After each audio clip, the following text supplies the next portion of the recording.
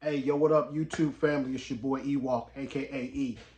Welcome back to my channel. Please do me a quick favor, hit the like, subscribe, bell notification. This is a follow-up to the scammer call that I talked about just about 3, 4 days ago. And I want to let you guys know some things that I completely missed.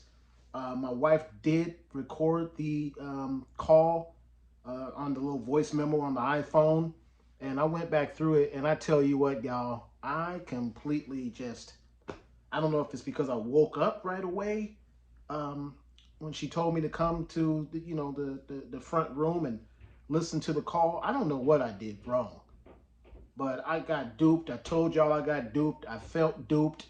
I got spooked the way that they made it seem so real and so concise.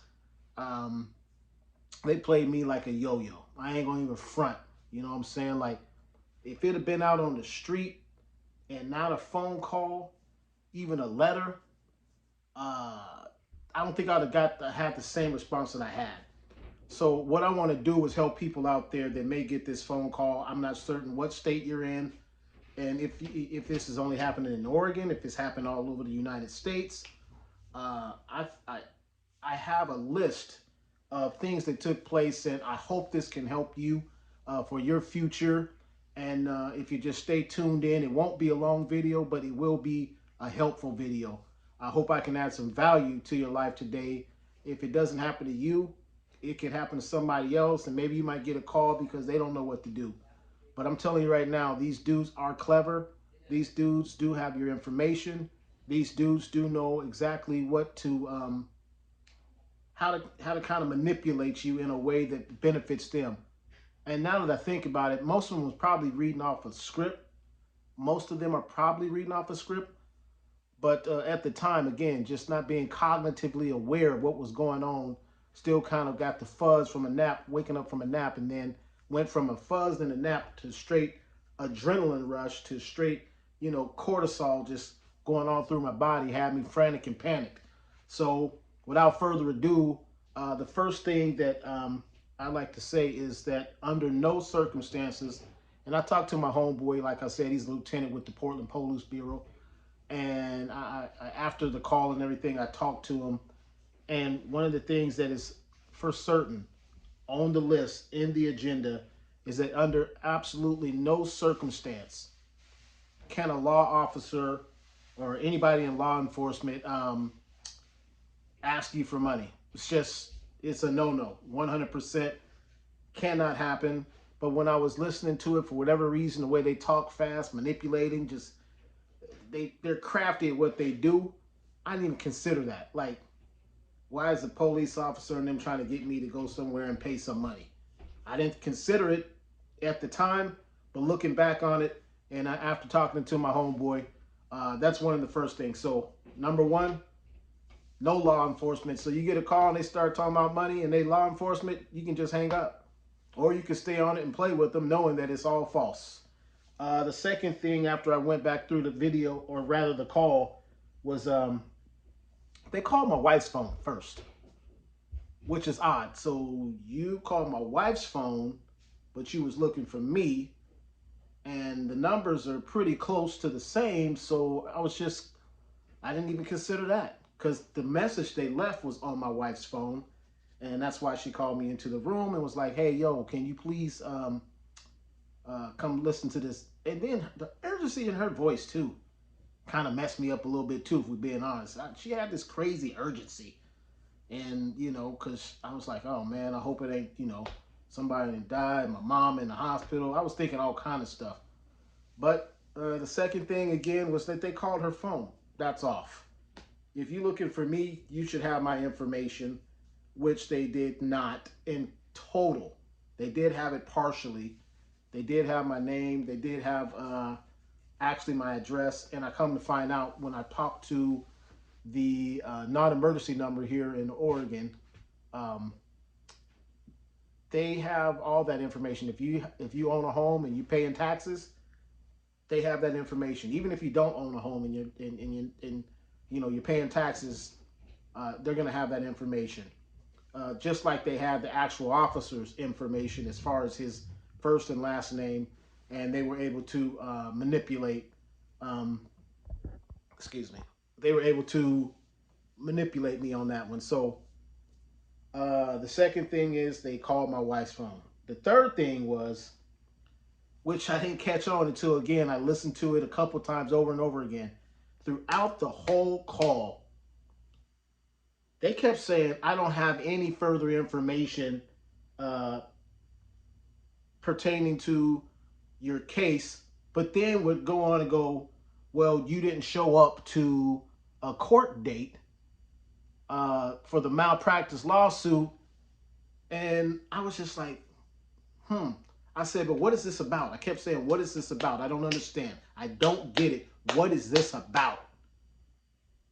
And he's like, "Well, until you get down to the courthouse, I don't have any other information for you. I just know that you didn't show up to your court dates and you didn't do your public duty, your public service, your civil service. So, because you didn't do that, you got three Class C misdemeanors, one for failure to show up, one for, I don't know, all of it totaled $2,850. It was three fake charges that totaled $2,850. So again, because I wasn't paying attention, the dude just kept saying, I don't have any other further information. I don't have any further information. You're gonna have to get that when you get down here. You're gonna have to get that when you get down here."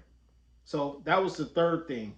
The next thing was, again, because they have information, I was like, "Okay, so where's this place at?" He gave me the address to the courthouse that's downtown here in Portland. And then when I look it up, it's right there. As soon as you can look it up right now, downtown Portland courthouse address, and it's right there, Southwest something 1111 Southwest Fifth Avenue or something like that. And the thing about that threw me off was it was a Saturday, y'all. Our courts ain't open on Saturdays. The only thing that's open is the jail. That's the only thing that's open. It was a Saturday, and I'm sitting here just eating this cookie, just kept on biting on it, kept on biting on it like a Dumbo, thinking, oh man, I mean, your man was petrified because I'm like, I ain't never been to jail. I'm not going to jail. And anyway, without any of it, during the course of the call, as my wife is listening with me and she's recording at the same time, she's like, "The courthouse is not even open on Saturdays," but it didn't register to me because the adrenaline had already shot up and I'm already in my like panic mode, my fight or flight responses, and I'm over here on the flight and I'm not fighting. So just pay attention to detail because the detail was scattered to say the least. One of the other things that he did was my information. Uh, oh, I talked about that earlier. All of our information is readily available. So you get a call and it's like, "Is this such and such Tommy Johnson and you stay at 6622 Southwest Syracuse Avenue?" Well, yeah, you know that because my information is available. I pay taxes or whatever the case is. Almost all of us on here that might be watching this, your information is available. Phone numbers, where you last worked, what some of your last addresses. Might be impartiality, but the reality is it's there. So just again, being mindful of how this thing might go, how this thing might work. Um, he also made this urgency for the money. Okay, so here's the deal. Because you committed these misdemeanors, you need to come down to the courthouse. But before you get to the courthouse, we're going to need you to pay this money. Are you able to pay that today? And how are you going to be able to pay? Make sure you bring down your phone and your ID so we can scan those and da da da da da da da. Manipulation, cunning, crafty, cunning, crafty. And here's another thing the dude said that I was, again, after I went over the recording, y'all, this dude said, I'm not even kidding you, about a ballpark figure, probably about 39 times. He said, um, and because of that, I'm like, um, I didn't pick up on it on the initial call. I dropped the ball. I fumbled. But after listening to it again, I'm like, man, this dude said so many ums. I'm like, doggone, how many ums this man gonna say?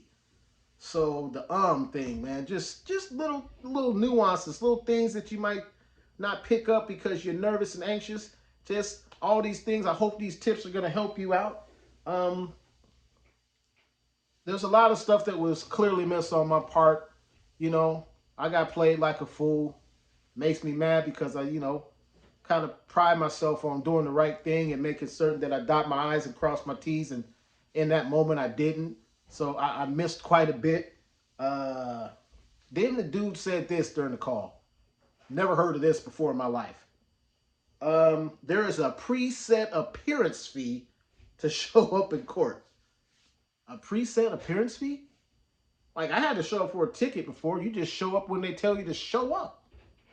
And if you don't, you got to pay the bill. And if you there, you can argue, that I wasn't speeding and that my man just thought I was whatever.